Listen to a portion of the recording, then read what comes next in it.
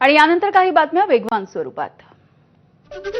धनत्रयोदशीच्या मुहूर्तावरती सोन्याच्या दरामध्ये 3,000 रुपयांची घसरण, तर चांदीचे दर देखील 8,000 घसरले। सोनं जीएसटी सोबत 1,32,000वर, तर चांदीला किलो मागे 1,70,000 रुपयांचा दर, ग्राहकांना दिलासा।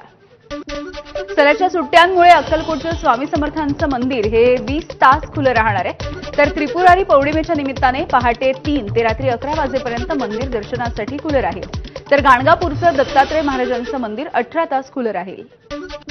अयोध्येमधल्या राम मंदिर हे दिवाळीच्या निमित्तानं सजलेलं आहे।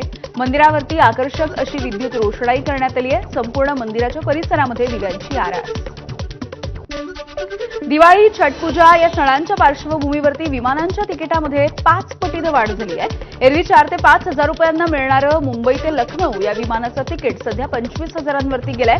विमान कंपन्यांच्या मनमानीच्या कारभाराच्या विरोधामध्ये प्रवाशांमध्ये तीव्र नाराजी आहे।